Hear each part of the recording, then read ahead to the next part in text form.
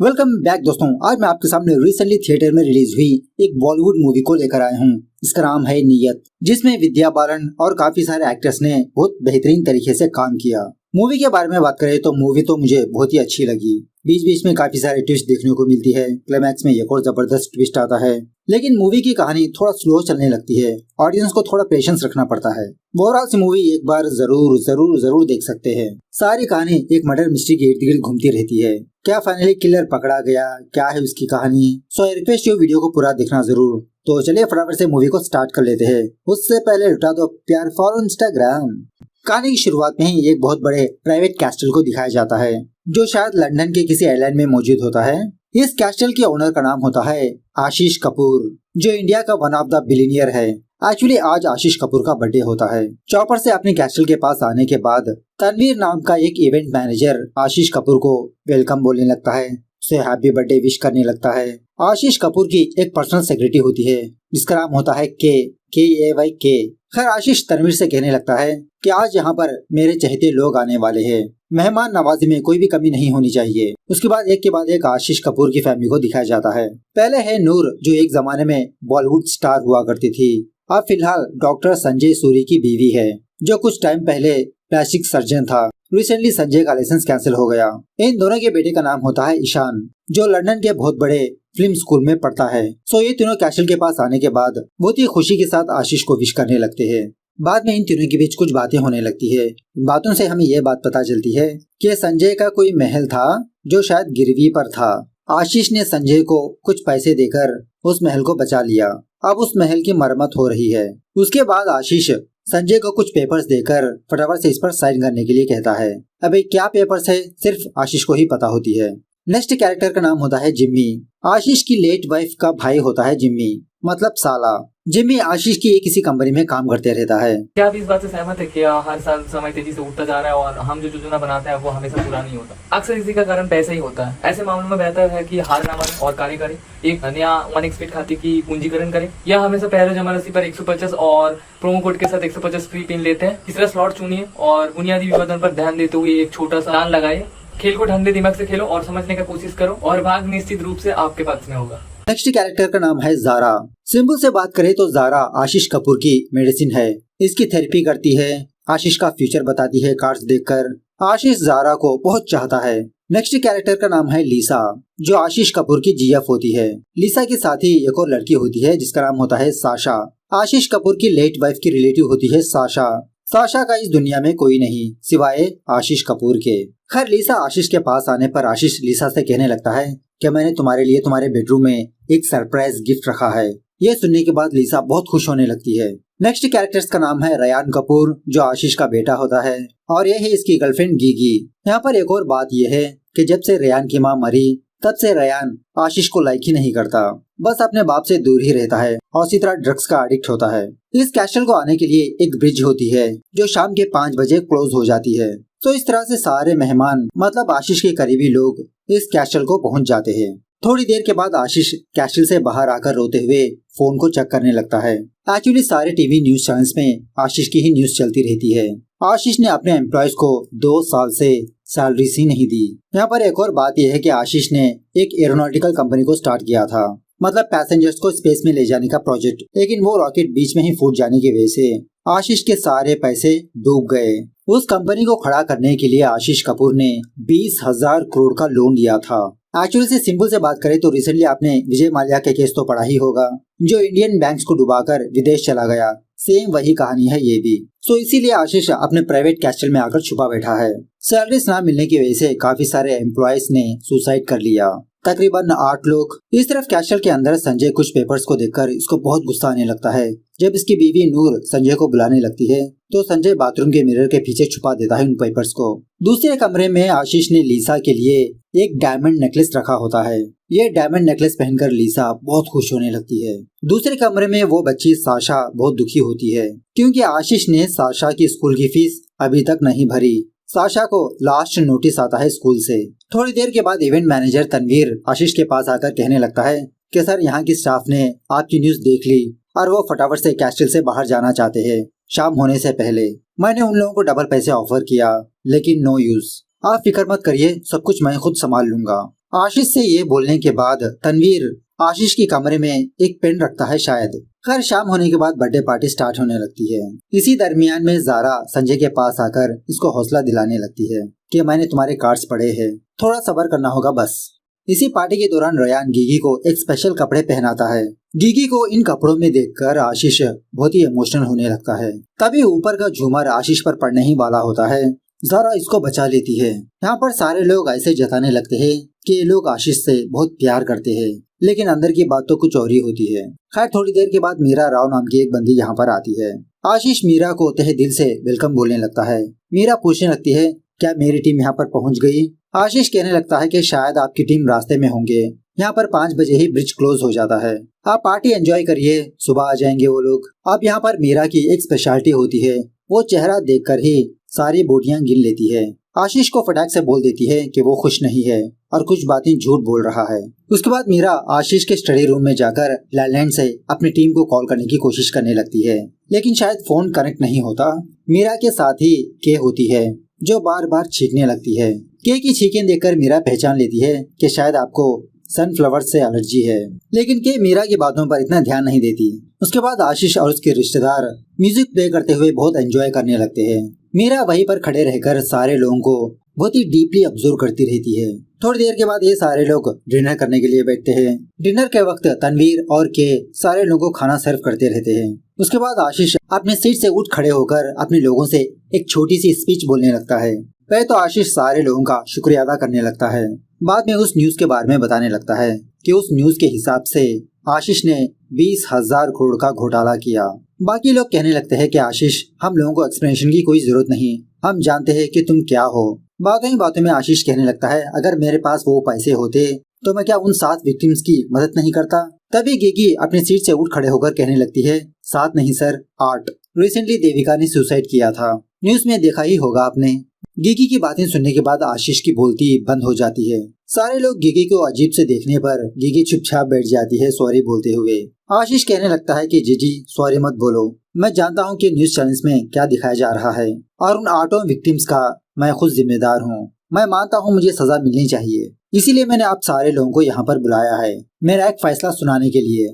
मैं Indian authorities के आगे सरेंडर होने वाला हूँ और इसी के साथ साथ मेरे सारे प्रॉपर्टीज भी। मैं इंडिया जाकर कोर्ट के कटघरे में खड़े रहकर खुद का सामना करूंगा। अब कोर्ट मुझे सजा दे या बाइज्जत बरी कर दे, इसीलिए मैंने यहाँ पर मीरा राव को बुलाया है, सीनियर सीबीआई ऑफिसर। यह सुनने के बाद सारे लोग शॉक में रह जाते हैं कि मीरा एक सीबीआई ऑफिसर है और वो भी आशीष को गिरफ्तार करने के लिए इंडिया से यहाँ पर आई है। सुबह होने के बाद जब इनकी टीम यहाँ पर आएगी तो मैं आपसे दूर चला जाऊंगा। तो सारी बात सुनने के बाद सारे लोग आशीष के फैसले की कदर करने लगते हैं, बहुत प्राउड फील करने लगते हैं।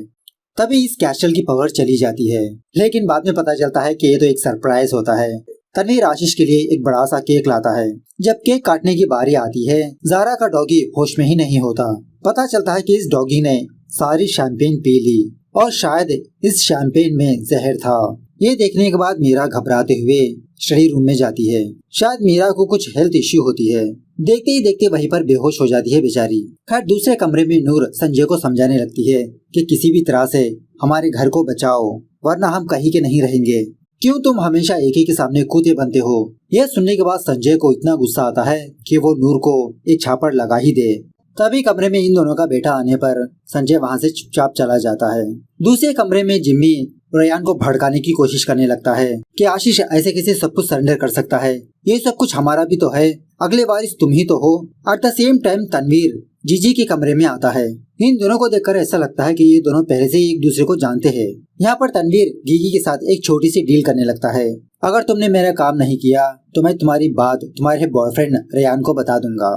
दूसरे कमरे में वो बच्ची साशा लिसा को बताने लगती है कि आशीष अंकल ऐसा नहीं कर सकते, समझाओ उनको। खैर थोड़ी देर के बाद फाइनली मीरा होश में आती है। बातों ही बातों में आशीष मीरा से कहने लगता है कि बेचारा जारा का चहेता डॉगी मर गया। मीरा कहने लगती है कि आप उसके लिए अफसोस नहीं है, आप उस डॉगी को देखते ही चिढ़ जाते थे। आशीष कहने लगता है वाह आपकी नजर से तो कोई बच ही नहीं सकता। और इसी तरह आशीष ये भी कहने लगता है कि मैं कोई क्रिमिनल नहीं हूँ, मैं हमेशा अपने सपनों के पीछे भागता हूँ। सपनों को साकार करने में एक अलग ही मजा है। आप पुलिस वाले हो, आप नहीं जानते उस जुनून को। बस 3 सालों में मैंने एक ही इंडस्ट्रीज को खड़ा किया। इस तरह से मीरा को अपने बारे में कुछ बातें बताने लगता है। आशीष वहाँ से जाने के बाद मीरा अपने पॉकेट से कुछ निकालकर खाने लगती है। शायद इसको डायबिटीज है, इसीलिए बेहोश हो गई थी। जब आशीष नीचे जाता है तो इसका बेटा रेयान खुद आशीष को एक पंच मारता है कि आप ऐसे नहीं कर सकते। इस तरह से यहाँ पर बाप बेटे के बीच एक हल्का सा झगड़ा होने लगता है। इसी झगड़े के दौरान दोबारा इस कैस्टल का पावर ऑफ हो जाता है कि तनवीर से कहने लगती है कि तुम गेस्ट का ध्यान रखो, मैं जाकर जनरेटर चेक करती हूँ। थोड़ी देर के बाद आशीष अपने कैस्टल से बाहर जाता है ठंडी हवा लेने के लिए, और वो भी उन सारे लोगों को गालियां देते हुए कि तुम सारे लोग लीचेस हो। तभी मीरा आशीष के पीछे जाती है उससे बात करने के लिए, लेकिन आशीष कहीं पर भी नजर नहीं आता। तभी कोई अनजान बंदा मीरा के सर पे वार करके उसको बेहोश कर देता है। थोड़ी देर के बाद जब मीरा अपनी आंखें खोलती है तो वहाँ पर हथला पुथली मची होती है। सारे लोग चीखते चिल्लाते रहते हैं। लोगों का कहना होता है कि इस पहाड़ी से आशीष ने नीचे जंप लगा दी, और सच में कैमरे से जूम करने पर नीचे आशीष की लाश होती है।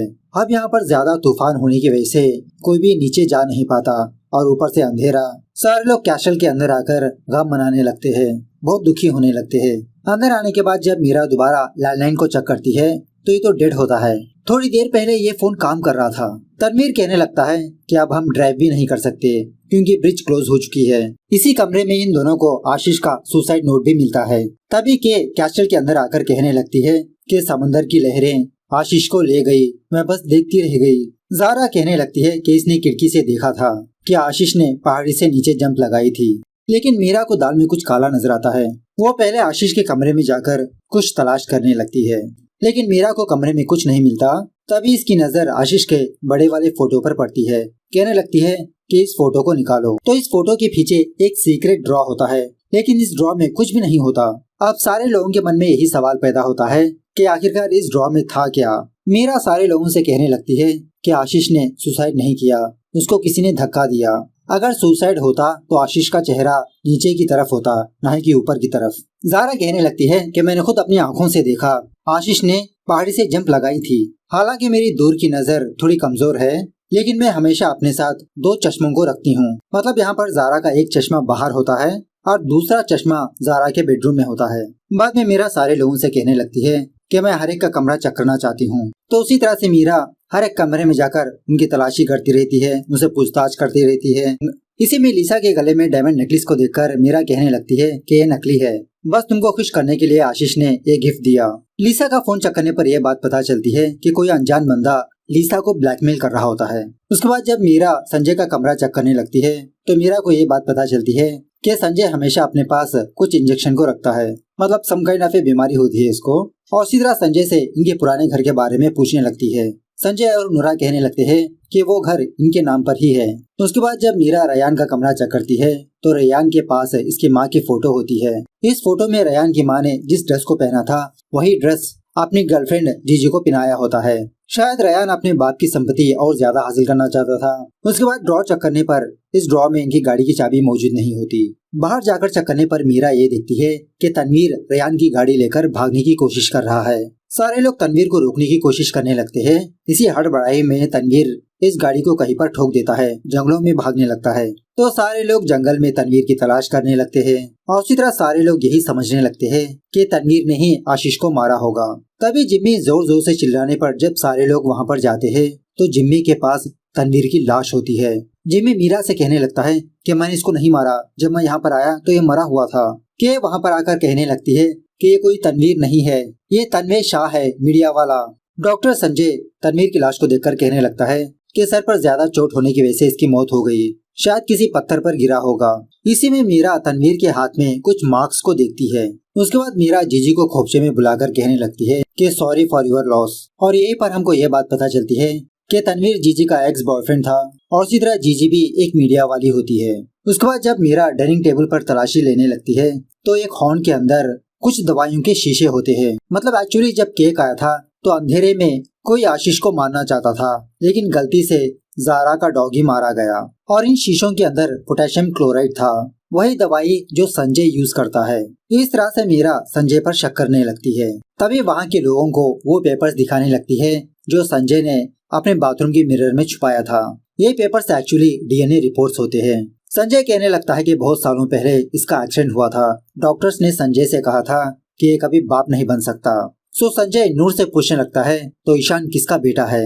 आशीष का है ना? मैं हमेशा से जानता था कि तुम्हारे और आशीष के बीच कुछ ना कुछ चल रहा है। नूर कहने लगती है कि ईशान आशीष का बेटा नहीं है, वो तो बस वन नाइट स्टैंड था, बस हो गया। ईशान जिम्मी का बेटा है। ये सच सुनने के बाद खुद संजय और ईशान शॉक में रह जाते हैं। दीवानों की तरह हंसते हुए संजय अपने कमरे में चला जाता है। बाद में मीरा संजय के पास आकर कहने लगती है कि मुझे दोबारा आपकी कमरे की तलाशी लेनी होगी। संजय कहने लगता है, ऑफ कोर्स। इस तरह से जब ये दोनों संजय के कमरे में जाने वाले होते हैं, संजय मीरा को जबरदस्ती किसी कमरे में बंद कर देता है। बाद में संजय अपने कमरे में जाकर बेड के नीचे से आशीष की ब्रीफकेस बाहर निकालता है। एक्चुअली यहाँ पर बात यह है कि स्टार्टिंग में आशीष ने संजय से कुछ पेपर्स के ऊपर साइन करवा लिया था ना। वो एक्चुअली ये होता है कि संजय का घर आशीष के नाम हो जाता है। अगर वो पेपर्स डिस्ट्रॉय हो जाएंगे तो वो घर संजय का ही होगा। तो संजय को शक होता है कि शायद वो पेपर्स इस ब्रीफकेस में है। सो संजय इस ब्रीफकेस को ओपन करने की कोशिश करने लगता है, लेकिन ये ब्रीफकेस का कोड किसी को नहीं पता। तभी कोई अनजान बंदा संजय के कमरे में आता है चाकू लेकर। संजय कहने लगता है, मैं तुमको सब कुछ बताऊंगा और इसी तरह हम दोनों इसमें शेयरिंग करेंगे। एट द सेम टाइम दूसरी तरफ नूर मीरा की आवाज सुनकर उस कमरे का दरवाजा ओपन करती है। जब ये दोनों संजय के कमरे में जाते हैं तो वहाँ पर संजय की लाश होती है। किसी ने संजय को चाकू से स्टैब करके मार दिया। खैर इसी दरमियान में सुबह हो जाती है। मीरा सारे लोगों को स्टडी रूम में बुलाकर यहाँ पर जो कुछ हो रहा है वो सारी बात इन लोगों को समझाने की कोशिश करने लगती है। पहले तो जब मीरा आशीष को देखने के लिए बाहर गई थी, उस वक्त जिम्मी ने ही मीरा के सर पर वार किया था। बेहोश होने से पहले मीरा ने जिम्मी के सॉक्सेस देख लिया। जिम्मी कहने लगता है, हाँ ये बात सच है कि मैं आशीष को मारना चाहता था, लेकिन मैंने उसको धक्का नहीं दिया। बहुत साल पहले जब मेरी बहन हॉस्पिटल में थी, कैंसर से जूझ रही थी, उस वक्त आशीष ने ही मेरी बहन को मार दिया, खुद अपनी वाइफ का कत्ल किया। ये बात मैं जानता था, लेकिन आशीष का पैसा ओहदा देकर मैं चुप रहा। और उसी तरह शायद जिम्मी गे होता है। जिम्मी आशीष से प्यार करते रहता है। मैं बस आशीष के पीछे इसलिए गया था कि मैं उसको डराऊं, उसकी आंखों में मेरी बहन का दर्द देखूं, लेकिन तब तक वो वहाँ पर नहीं था। उसके बाद मीरा रयान पर शक करने लगती है कि स्टार्टिंग में आशीष के ऊपर जो झूमर गिरने वाला था, उस रस्सी को रयान नहीं काटा, क्योंकि पार्टी के दौरान मीरा ने देखा कि रयान ने अपने हाथ में सीजर लिया। रयान कहने लगता है, हाँ झूमर मैं नहीं गिराया, लेकिन मैं अपने पापा को मारना नहीं चाहता, बस मेरे पापा के ऊपर गुस्सा था मुझे। उसके बाद मीरा जीजी का भी पोल खोल देती है सारे लोगों के सामने कि ये मीडिया वाली है, तनवीर की तरह आशीष पर स्पाई करने के लिए आई है, और तनवीर ने जीजी की मदद से ही रयान की गाड़ी की चाबी चुराई। जीजी कहने लगती है कि मैं तनवीर की तरह आशीष को एक्सपोज करना चाहती थी, इसलिए मैं रयान से दोस्ती की यहाँ पर आई। उसके बाद मीरा नूर पर शक करने लगती है कि नूर हमेशा संजय की दवाई अपने पास रखती है एक्स्ट्रा, वही पोटेशियम क्लोराइड। पावर जाने के बाद नूर ने उस दवाई को आशीष के शैंपेन में मिला दिया और उन एम्प्टी शीशों को हॉल में छुपा दिया, लेकिन अनलकीली उस शैंपेन को जारा का डॉगी पीकर मारा गया। नूर कहने लगती है, हाँ मैं आशीष को मारना चाहती थी, वो हमेशा हमारी जिंदगी में था, लेकिन मैंने आशीष को धक्का नहीं दिया। तभी साशा उठकर सारे लोगों से कहने लगती है कि आप सब लोगों के पास मोटिव था मेरे अंकल आशीष को मारने का। लेकिन बाद में मीरा साशा का भी पोल खोलने लगती है कि लीसा को ब्लैकमेल करने वाली और कोई नहीं साशा थी, क्योंकि साशा कुछ पैसे चाहती है अपनी स्कूल की फीस भरने के लिए, और एक्चुअली साशा लीसा की एज को लेकर ब्लैकमेल कर रही थी। उसके बाद मीरा लीसा का भी पोल खोलने लगती है कि एक्चुअली दुबई में राज चौधरी नाम का एक बंदा लीसा को आशीष से मिलवाया था ताकि आशीष पर नजर रखे। लीसा भी आशीष को एक्सपोज करने के लिए इसके पास आई, लेकिन धीरे धीरे लीसा आशीष से प्यार कर बैठी। जारा कहने लगती है, छी कैसे गद्दार लोग हो तुम, आशीष ने तुम लोगों के लिए क्या कुछ नहीं किया। उसके बाद मीरा सारे लोगों से ये कहने लगती है कि डॉक्टर संजय ने तनवीर को मारा क्योंकि तनवीर के पास ब्रीफकेस था। तनवीर के हाथ पर उस ब्रीफकेस के निशान देखे। तनवीर के पास मुझे एक स्पाई कैमरा मिला, मतलब वही पेन जो तनवीर ने आशीष के कमरे में रखा था स्टार्टिंग में। इस हिडन कैमरा से तनवीर ने ये देखा कि आशीष ने अपने उस ब्रीफकेस को फोटो के पीछे छुपाया। मौका देखकर तनवीर ने उस ब्रीफकेस को चुराकर रयान की गाड़ी लेकर वहां से भागने लगा। जंगल में जाने के बाद संजय ने तनवीर को मारकर वो ब्रीफकेस उसके हाथों से ले लिया। जारा पूछने लगती है, तो अब वो ब्रीफकेस कहाँ पर है? मीरा कहने लगती है, के पास। जब संजय ने मीरा को कमरे में बंद कर दिया था तो के संजय के कमरे में जाने लगी, और वो भी छींकते हुए, क्योंकि के को सनफ्लावर से एलर्जी थी। तो के संजय को मारकर वो ब्रीफकेस लेकर भाग गई। सो ये कहने के बाद मीरा उस कैस्टल में के की तलाश करने लगती है, लेकिन के कहीं पर भी मौजूद नहीं होती। इसी में जब मीरा जारा के कमरे में आती है तो जारा के कमरे में रखा हुआ परफ्यूम नहीं होता, भागते हुए जब वो स्टडी रूम में जाती है तो सारे लोग बेहोश पड़े होते हैं। मीरा फटाफट से कैस्टल से बाहर जाकर जारा को पकड़ लेती है। यहाँ पर हमको एक और बात पता चलती है कि एक्चुअली जारा आशीष की बड़ी बहन होती है। स्टार्टिंग में जब मीरा बेहोश हो गई थी तो मीरा के पास आशीष और जारा एक दूसरे से बात कर रहे थे। उन दोनों की बातें मीरा ने सुन लिया। जब मीरा जारा पर गन पॉइंट आउट करती है तो जारा मीरा पर हमला करके वहाँ से भागने लगती है। उसके बाद इस कैस्टल के अंदर एक सीक्रेट टनल में आशीष जिंदा होता है। आशीष जारा को बुलाने लगता है कि दीदी आप आ गई, लेकिन आने वाली जारा नहीं बल्कि मीरा होती है। इन शॉर्ट यहाँ पर मीरा की बातों से हमको ये बात पता चलती है कि एक्चुअली आशीष कंपनी की आड़ में इंडिया से सच में 20,000 करोड़ चुराए और इन सारी प्रॉपर्टीज को लेकर अपनी दीदी जारा के साथ कहीं पर भागने वाला था। मतलब आशीष ने जानबूझकर सीबीआई वालों को फोन करके यहाँ पर बुलाया कि ये सरेंडर होने वाला है और मरने का नाटक किया। और इसके नाटक में जारा शामिल है, जो सारे लोगों से यही कहा कि मैंने खुद अपनी आंखों से देखा कि आशीष ने पहाड़ी से नीचे जंप लगाया। एक्चुअली होना ये चाहिए था कि जारा उस ब्रीफकेस को लेकर आशीष के पास आए, लेकिन तनवीर ने उस ब्रीफकेस को चुरा लिया था। उसी वक्त के को इस सीक्रेट टनल का दरवाजा नजर आया और उस टनल के अंदर के को आशीष नजर आया। तो वो ब्रीफकेस दोबारा हासिल करने के लिए आशीष ने के का इस्तेमाल किया। फाइनली जब जारा इस ब्रीफकेस को लेकर आशीष के पास आ रही थी तो मीरा ने जारा को गोली से मारकर आशीष के पास आई। तो ये सब कुछ सुनने के बाद आशीष मीरा को इसका साथ देने के लिए कहता है, इसको मुंह मांगी कीमत मिलेगी। लेकिन मीरा तो एक सिंसियर ऑफिसर होती है, टोटली मना करने लगती है। सो इसी टनल के अंदर इन दोनों के बीच जबरदस्त हाथापाई होने लगती है। आशीष मीरा को जख्मी करके वो ब्रीफकेस लेकर वहाँ से भागने लगता है। अब शायद मीरा का शुगर लेवल डाउन होने की वजह से इसकी आंखें धुंधली होने लगती है, लेकिन फिर भी मीरा आशीष के हाथ से वो ब्रीफकेस छीनने की कोशिश करने लगती है। इसी दरमियान में आशीष पहाड़ी से नीचे गिरकर सच में इसकी मौत हो जाती है। उसके बाद हमको ये बात पता चलती है कि जारा ने के को एक सीक्रेट कमरे में बंद करके रखा था। सो थोड़ी देर के बाद यहाँ पर पुलिस वाले आते हैं। यहाँ पर हमको एक और ट्विस्ट देखने को मिलता है कि पहले जो मीरा राव आई थी वो असली नहीं थी, मीरा राव तो अब आती है। इन लोगों से सारी कहानी सुनने के बाद मीरा राव शॉक में रह जाती है। बाद में झूठी मीरा राव का फ्लैशबैक दिखाया जाता है। एक्चुअली जो लड़की ने सुसाइड किया था देविका, वो और झूठी मीरा राव रिलेशनशिप में थे। सैलरीज ना मिलने की वजह से देविका ने सुसाइड कर लिया, मतलब ये कर्जे में डूब चुकी थी। तो झूठी मीरा राव ने इसी का बदला लिया। इस तरह से ये मूवी यहाँ पर दी एंड होती है। तो मूवी कैसे लगी कमेंट करके बताना जरूर। मिलते हैं अगली वीडियो में, तब तक take care, bye bye, see you soon.